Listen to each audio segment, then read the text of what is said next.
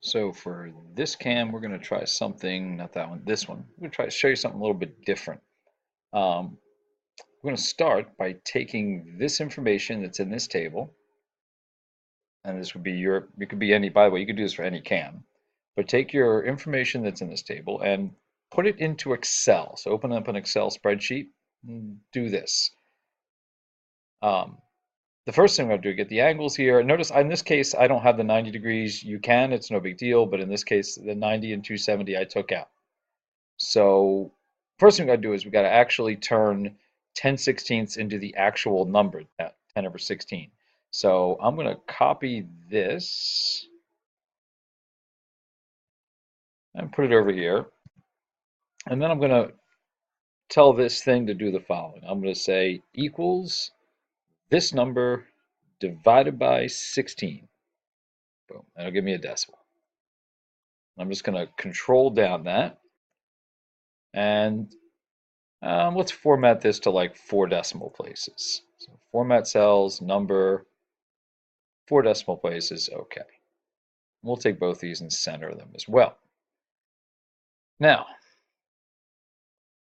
what I really want to do is I want to be able to, there's a way to take these points and put them into Inventor straight from Excel. But we're going to need to do it in XY points, not what we call polar coordinates.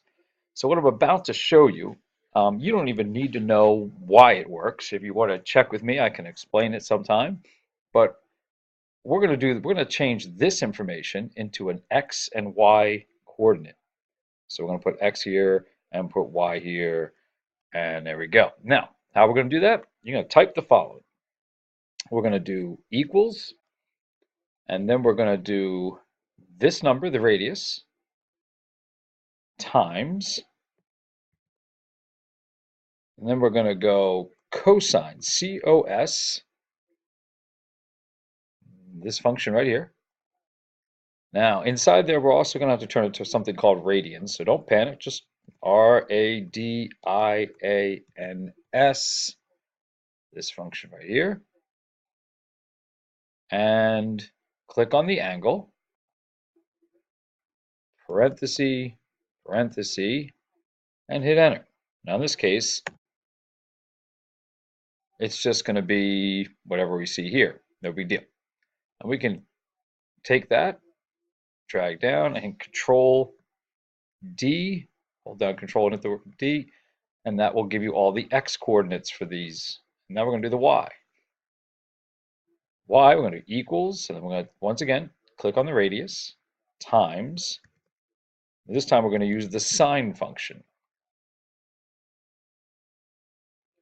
Once again, we have to make sure it's in radians. And we want to click on the angle, parenthesis, parenthesis, hit enter. This time it'll be 0. And we're going to control down on that. And this is the information we want. Let's do this. Let's take this out to, let's format these cells and go number, I'll go 3 decimal, I'll go 4 decimal places. Boom. And then we're going to go here. Now, this information is what we want. So here's what we have to do. We're going to get rid of, well, first of all, we're going to highlight it. We're going to hold down Control and hit C. And then we're going to go over to, say, here, right click, and paste the values. And while we're there, right click and then paste the formatting as well. There we go. Everything else we got to get rid of because the Autodesk Inventor is going to want that. So we get rid of this stuff. Boom. And I'm just going to take this, move it over to this corner. All right. Then I'm going to call this file, save as, put it in my documents as, let's see, what's the best way to describe this? We'll say it's a 3-leafed cam. How about that? So 3-leafed cam. And save it. Okay. Now comes the Autodesk Inventor part. Go over here, open up a new part, start a new sketch, and then go over here to where it says points. And click on that and go into your documents and let's find the three-leafed cam. There it is. Open that.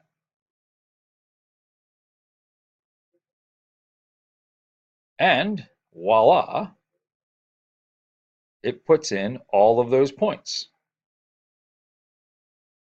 And now we can go to our spline and starting at one of them and go around to each one. So this eliminates the